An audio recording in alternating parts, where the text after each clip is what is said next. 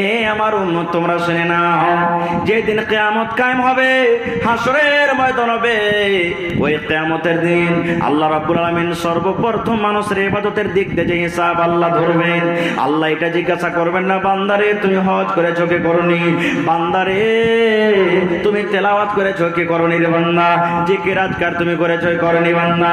আল্লাহ সর্বপ্রথম ইবাদতের দিক দিয়ে বান্দাকে যেটা প্রথম প্রশ্ন করবেন কিয়ামতের দিন, সেটা হবে নামাজ, সেটা হবে নামাজ, সেটা হবে নামাজ, সেটা হবে নামাজ। আল্লাহ রাসূল বলেছেন, মহিলা যদি কিয়ামতের দিন তোমার নামাজের আমলটা ঠিকঠাক থাকে রে মহিলা, নামাজের আমলে যদি তুমি পাস করে দাও, কিয়ামতের দিন প্রত্যেক জায়গাতে তুমি পাস করে যাবে। আর যদি নামাজের হিসাবে যদি তুমি ফেল করে যাও, পাস না করতে পারো, তাহলে মহিলা শুনে রাখো, কিয়ামতের দিন কোন জায়গাতে তুমি পাস করতে পারবে না। এবং নামাজের নেকি কত জানেন? অনেক হাদিস আছে, একটা হাদিস মাত্র শুনেন। আল্লাহ রাসূল মিরাজের রাত্রে গেছিলেন, সেদিন না আল্লাহ 50 ওয়াক্ত নামাজ দিয়েছিলেন। নামাজ নিয়ে চলে আসছেন নবীজি, রাস্তাতে মুসা নবীর সাথে দেখা। মুসা নবী বলছেন, মুহাম্মদ আল্লাহ কি দিয়েছে? রাসূল আমাদের একবারে দেখেন কত সোজা ভালা ভালা, বলছেন আল্লাহ আমাকে 50 ওয়াক্ত নামাজ দিয়েছে। মুসা নবী বলছেন যে মুহাম্মদ ঘুরে যাও, ঘুরে যাও, আরে তোমার উম্মত 50 ওয়াক্ত নামাজ কেমন করে পড়বে, পারবে না, খুব ভারী হবে, যাও।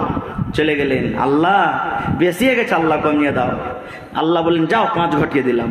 আবার 45 ওয়াক্ত নিয়ে হাঁটতে শুরু করেছে। মুসা নবীর সাথে রাস্তাতে দেখা, আবার বলছেন কত বাঁচলো, না তো 5 কমিয়ে দিয়েছে আল্লাহ। বলছে আবার যাও, ঘুরে আল্লাহকে বলো কমিয়ে দাও। কথা শুনে আসে যায়, আসে যায় করতে করতে 5 ওয়াক্তের বেজেছে।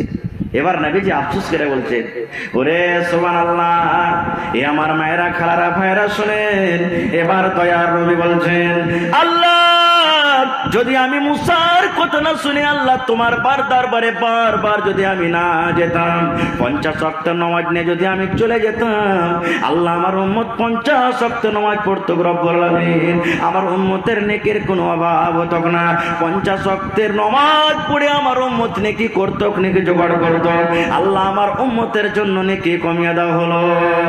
এবার আল্লাহ রাব্বুল আলামিন বলছেন, মুহাম্মদ তুমি চিন্তা করিও না, আমার হাবিব তুমি চিন্তা করিও না, নিরাশ হয়ে যেও না।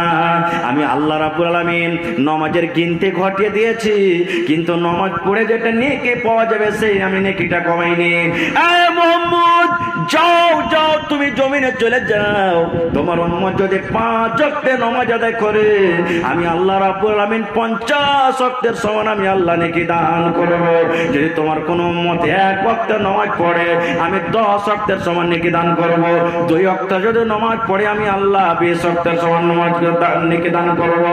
যাও যাও মুহাম্মদ, তোমার উম্মত যদি ভালো করে 5 ওয়াক্তের সালাত আদায় করতে পারে, আমি আল্লাহ রাব্বুল আলামিন খুশি হয়ে তাকে 50 ওয়াক্তের সমান আমি আল্লাহ নেকি দান করব। কত খুশির খবর, কিন্তু হায় রে আফসোস। আরো একটা কথা বলি, নামাজ পড়তে গেলে নামাজের মতন না পড়তে হবে ভাই, না নিজের মন মতন করে পড়লে চলবে? হবে? একটা লোক নামাজ পড়ে না, গ্রামের মৌলভী সাহেব তখন বুদ্ধি লাগালছে যে একে নামাজ ধরাবো কেমন করে। তখন বলছে, এ ভাই তুমি নামাজ পড়ো, প্রত্যেক ওয়াক্তের নামাজের বদলাতে 10 টাকা দেবো তোমাকে। এবার নামাজ পড়তে শুরু করেছে, যে টাকা তো পাবো, প্রত্যেক দিন 50 টাকা করে পাবো। নামাজ পড়তে পড়তে যেদিন 1 মাস হয়েছে, সেদিন তখন বলছে যে ভাই এখন টাকা দাও, 1500 টাকা হলো আমাকে দাও। তখন ইমাম সাহেব বলছেন যে আচ্ছা ভাই বলো তো, তুমি যে নামাজটা পড়লে তা আমার জন্য পড়েছে কি তোমার জন্য পড়েছো? বলছে ওরে চিটিংবাজ মৌলবি রে, টাকা দিবে না তা আগে বলতে কথাটা, তুমি আমার সাথে ছলামো করলে, চিটিংবাজ করলে, তোমাকে আমি ঠকালছি। বলছে কি? বলছে মৌলভী সাহেব 1 মাস থেকে নামাজ পড়ছি, আমি জানছি তুমি আমাকে টাকা দিবে না, ঠকাবে। আমি কোনোদিন উজু করে নামাজ পড়িনি, বিনা উজুতে সব দিন নামাজ পড়েছি। সুবহানাল্লাহ, এটা ঠকিয়ে দিলে। এরকম কত লোক আছে যে নামাজের নিয়ম কানুন জানে না, দোয়া জানে না, শুরু জানে না, কিছু জানে না। বেয়াদবি মাফ করবেন, যতটি লোক এখানে বসে আছেন, আমি যদি এক এক করে ছেলে হিসেবে বলছি, যদি ভাই নামাজটা উজু করা থেকে নিয়ে সালাম ফেরা পর্যন্ত একটু দেখান তো, আমার মনে হয় 10-20টা লোকের কথা বলতে পারি না যে পারবে, বাকি সব ফেল করে যাবে। আছে না নেই? আছে না নেই? এগুলা শিখবেন কোথায়? মসজিদে, বাড়িতে না মাদ্রাসাতে?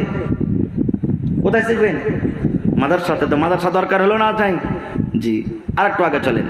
2 নম্বরে রাসূল বলেছেন, মহিলা রে, যখন রমজান মাস আসবে, রোজার মাস যখন আসবে, রোজার মাস যখন আসবে, মহিলা তোমাকে 1 মাস ধরে রোজা রাখতে হবে, 1 মাস তোমাকে রোজা রাখতে হবে। এবার দয়ার রাসূল আরো বলেছেন, মহিলা চাঁদে চাঁদে আল্লাহ রাব্বুল আলামিন তোমাকে একটা বেমার দিয়েছে, যাকে হাজ বলা হয়, মাসিক বলা হয়, চাঁদের বেমার কেউ বলে। দয়ার রাসূল বলছেন, মহিলা রমজান মাস চালু হয়ে গেল, সাথে সাথে তোমার হাজ মাসিক চালু হয়ে গেল, তুমি জয়দিন না পাক হয়ে থাকিবে, 3 দিন 4 দিন 5 দিন 7 দিন জয়দিন তুমি না পাক হয়ে থাকিবে।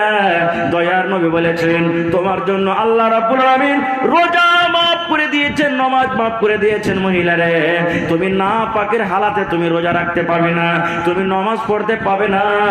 এবার দয়ার রাসূল বলেছেন, নামাজ তো জীবনের মতো তোমার না পাকের হালাতে মাফ হয়ে গেছে, কিন্তু আল্লাহ বলেছেন, আল্লাহ রাসূল বলেছেন, রে মহিলা তোমরা শুনে নাও, রোজা তোমাদের জন্য কাজ আছে, মাফ নয়। যখন রমজান মাসটা পার হয়ে যাবে, আগামী রমজান আসার আগে আছে মধ্যখানে 11 মাস আছে, 11 মাসের মধ্যখানে তোমার জয়টা রোজা ছুটেছে রে মহিলা, তুমি ওই রোজা কোটা তুমি আদায় করবে, পূর্ণ করবে। রোজা তোমার জন্য মাফ নাই, কিন্তু আল্লাহ রাব্বুল আমিন তোমার জন্য 9 মাসকে মাফ করে দিয়েছে। আর একটা মশলা শুনেলেন, এখানে যুবক ভাই মেলায় আছে। আল্লাহ রাসূল বলেছেন, যখন মহিলারা হাইজ মাসে খালাতে থাকবে, ওরা মসজিদে ঢুকতে পাবে না, মসজিদে ঢুকতে পাবে না। ওই বেটি ছেলে, ওই মহিলারা নামাজ পড়তে পাবে না, ওই বেটি ছেলেরা রোজা রাখতে পাবে না। তার সাথে সাথে দয়ার রাসূল বলেছেন, যুবক রে, রাসূল বলেছেন, যখন তোমাদের বিবি হাজ মাসে খালাতে থাকবে, খবরদার খবরদার ওই অবস্থা, ওই হালাতে তুমি বিবির সাথে মিলন করিও না। মিলন করতে গেলে তোমার পাপ হয়ে যাবে, গুনাহ হয়ে যাবে। আল্লাহ রাসূলের জামানাতে ইহুদিরা কি করতো জানেন? শুরুতে যেমনি দেখলে যে ওর স্ত্রীর হাইজ মাসিক চালু হয়ে গেছে, তখন বলতে, এই ওইটা ঘর, তুই ওখানে শুয়ে থাক, তুই আমার ঘরে খবরদার আসবি না, আলাদা ঘর। বলতে, এই তুই আজ থেকে জয়দিন না পা খেয়ে থাকবি না, তুই আমাকে পানি দিবি না, তুই রুটি বানাবি না, ভাত রান্না করবি, কিছুই তোর খাবো না, আর না তুই আর পাঞ্জরে থাকবি। এই কথাটা যখন সাহাবে কেরাম আল্লাহ রাসূলের সামনে বললেন, তখন আল্লাহ রাসূল ফতোয়া দিয়ে দিলেন, রে আমার উম্মত, তোমরা শুনে নাও, যখন তোমাদের বিবি না পা খালাতে থাকবে, ওরকে পাঞ্জরে তুমি শুতে পাবে, ঘুমাইতে পাবে, গায়ে গা লাগিয়ে তুমি ঘুমাতে পাবে রে উম্মত, তোমার গুনাহ হবে না, পাপ হবে না। ওর ভাত রান্না করা খেতে পাবে, ওর পানি নিয়ে আসা খেতে পাবে, ওর রুটি বানা তুমি খেতে পাবে, খেতে তোমার মানা নাই, ওর পাঞ্জরে তুমি ঘুমাইতে পাবে। কিন্তু যেটা স্বামী স্ত্রীর হক রয়েছে, স্বামী স্ত্রীর সহবাস রয়েছে, মিলন রয়েছে, এটা তুমি করতে পাবে না। বাকি ছাড়া সব কাম তোমার জন্য জায়েজ আছে। তুমি স্ত্রীর পাঞ্জরে শুয়ে থাকো, স্ত্রীকে তুমি চুমাচাটি দাও, সব জন্য তোমার জন্য জায়েজ আছে। এগুলা মানা না, এগুলা তোমাদের জন্য জায়েজ রয়েছে। তাই বলবো মাকে, খালাকে, বোন রে, জয়টা আপনার রোজা ছুটবে। আল্লাহ রাসূল বলেছেন, যেমনি রমজান মাস পার হয়ে গেল, রমজান মাস পার হওয়ার পর জয়টা আপনার রোজা ছুটেছে, রোজা কোটাকে পূর্ণ করতে হবে। আর একটা মশলা শুনেন, মা খালাদের বেশিরভাগই এটা ফতুয়া মা খালারা জানে যে ছেলে পিলা যখন হইবে, তখন আরে মায়ের লোক, আরে মাকে লিস্টে লাগানি 40 দিন নামাজ পড়তে হবে না, আছে না নেই? মশলা শিখলেন, জীবনে কাজ দিবে, 40 দিন নামাজ পড়তে হবে না। কত মা খালাকে দেখবেন যে বেটি বাড়িতে এসেছে আর পোতা হয়েছে, লাতি হয়েছে, তো নামাজ পড়বে না। লোকেরা বলবে যে, হ্যাঁ রানী, তুই তো নামাজ সব দিন পড়িস, আজ কেন পড়িস না? কহিস না বাবু, লিস্টি লাগা লাতি হয়েছে, তো ওই ঘরখানি হয়েছে যে ঘরে আমি থাকি, তো ওই লাগা নামাজটা পড়ি না। রে মায়েরা খালারা শুনেন, এ আমার মায়েরা খালারা শুনেন, আপনার ঘরের ভিতরে আপনার নাতি হয়েছে, নাতনি হয়েছে বলে নামাজ আপনি ছেড়ে দেবেন, চলবে না। আপনার মেয়ে আছে, আপনার নাতি আছে, নাতি হয়েছে, পুতিন হয়েছে, আপনি অন্য দিকে, অন্য সাইডে আপনি নামাজ পড়েন, নামাজ পড়া মানা নাই। দ্বিতীয় নম্বর, 40 দিন আপনাকে নামাজ পড়তে হবে, এটা কোনো কথা নাই। কোন মহিলার 20 দিনে ভালো হয়ে যায়, কোন মহিলা 15 দিনে ভালো হয়ে যায়, কোন মহিলা 10 দিনে ভালো হয়ে যায়, কোন মহিলা 1 মাসে ভালো হয়ে যায়, কোন মহিলা 40 দিনে ভালো হয়ে যায়। এ আমার মায়েরা মায়েরা খালারা শুনেন, যদি আপনি 20 দিনে ভালো হয়ে গেলেন, 21 দিনকে দিন আর রক্ত আছে না, রক্ত দেখা যায় না, দয়ার রাসূল বলেছেন মহিলা তুমি 40 দিনের আর ইন্তজার করিও না, তুমি 21 দিনকার দিন গোসল করে পাক সাফ হয়ে তুমি নামাজ পড়ো। তুমি 25 দিনে ভালো হয়েছো, 26 দিনকার দিন তুমি গোসল করে নামাজ পড়ো। তুমি 1 মাসে ভালো হয়েছো, 1 মাস পর তুমি নামাজ পড়ো। এ রোজা রাখো মহিলা, তুমি 40 দিন পর ভালো হয়েছো, 40 দিন পর পড়ো। মায়েরা খালারা শোনেন, সবার জন্য 40 দিন নয়, কোন মহিলাদের জন্য 40 দিন, কিন্তু এখন সবাই 40 দিন মনে করে, এটা ভুল। তবে কয়টা হয়ে গেল ভাই? প্রথমে নামাজ, দ্বিতীয় কি? জোরে বলেন দ্বিতীয়। 3 নম্বর রাসূল বলেছেন ওয়া হাসানাত ফারজাহা, পর্দাশীল হয়ে থাকতে হবে। স্বামী বাড়িতে থাক কিংবা না থাক, নিজের শরমগার হেফাজত করতে হবে।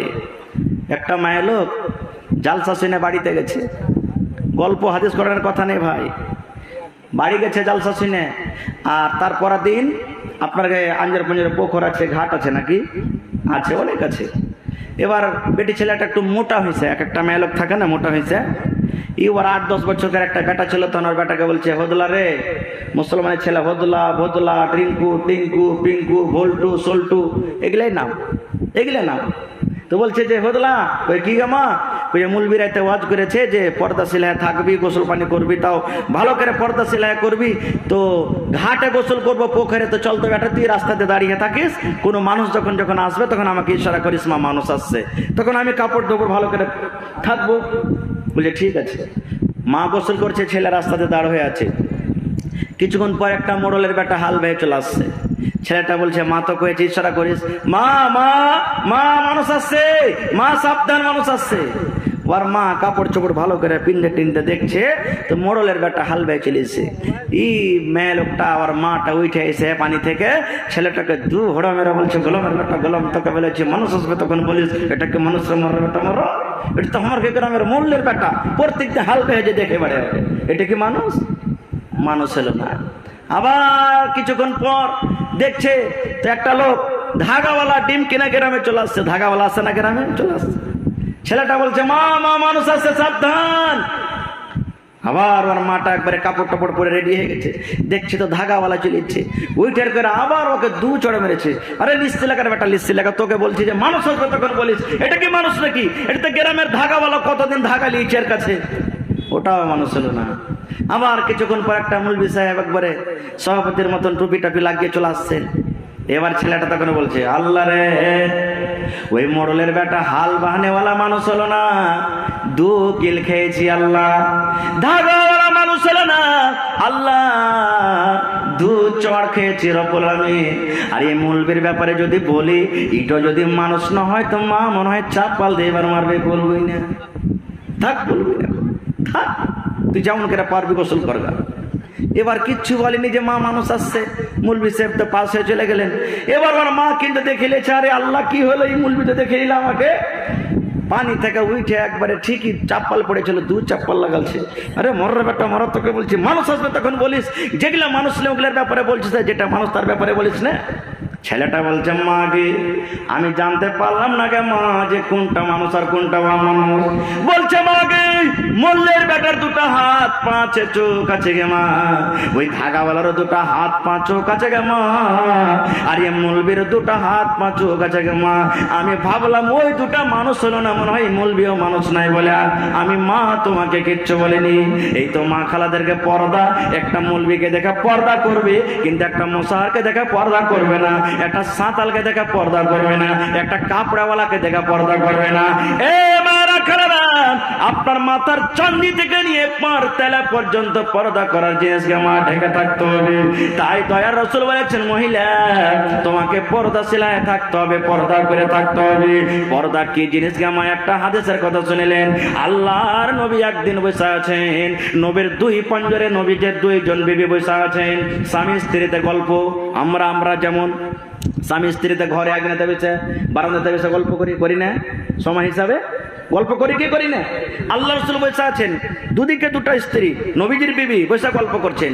গল্প করতে করতে হঠাৎ করে রাসূল বলছেন বিবিরাকে, বিবি রে এহতিজামা আমিন হও, বাড়ির ভিতরে চলে যাও, পর্দা করো বিবি, তোমরা বাড়ির ভিতরে চলে যাও, এহতিজামা আমিন হও। দয়া রাসূলের কথা শুনে দুইজন স্ত্রী বলছেন, ইয়া রাসূলুল্লাহ, আল্লাহ নবী গো, কাকে দেখে পর্দা করবো গো তুমি? আপনি হলেন আমাদের স্বামী, আমরা দুইজন হলাম আপনার স্ত্রী, এখানে অন্য তো কোনো লোক নাই, কাকে দেখে পর্দা করবো গো নবী? এখানে আশেপাশে কোনো মানুষ নাই। আল্লাহ রাসূল বললেন, এরে মহিলা, এ আমার বিবিরা শুনে নাও, এই যে আব্দুল্লাহ বিন উম্মে মাকতুম, দু চোখের কানা সাহাবী, আমার কাছে কোনো কারণে আসছে, দেখার জন্য আসছে। বিবিরে, ওই আব্দুল্লাহ বিন উম্মে মাকতুম নাবিনা লোকটাকে দেখে তোমরা পর্দা করো, বাড়ির ভিতরে চলে যাও। এই আমার মায়েরা কালারা শোনেন, এই কথা শোনার পর ওই বিবি দুটা বলছেন, নবীজির স্ত্রীরা বলছেন, ইয়া রাসূলুল্লাহ, তাকে দেখে কেন পর্দা করবো গো নবীজি? আব্দুল্লাহ বিন উম্মে মাকতুম একটা কানা লোক, দু চোখের কানা নাবিনা মানুষ, আমাদেরকে দেখতে পাবে না, তাকে দেখে কেন পর্দা করবো গো নবীজি? আল্লাহ রাসূল বললেন, বিবি রে, আব্দুল্লাহ বিন উম্মে মাকতুম কানা হইতে পারে, তোমরা তো কানা নও রে বিবি, তোমরা তো তাকে দেখতে পাবে। বিবিরা শোনো, একটা পুরুষ লোক যেমন একটা অপর মহিলাকে দেখা হারাম, দেখা করা চলবে না, এই মতো একটা মহিলাকে অপর পুরুষকে দেখা চলবে না। এই জন্য বিবিরে, যাও যাও, তোমরা বাড়ির ভিতরে পর্দা করো। সুবহানাল্লাহ। তাই কই বলছেন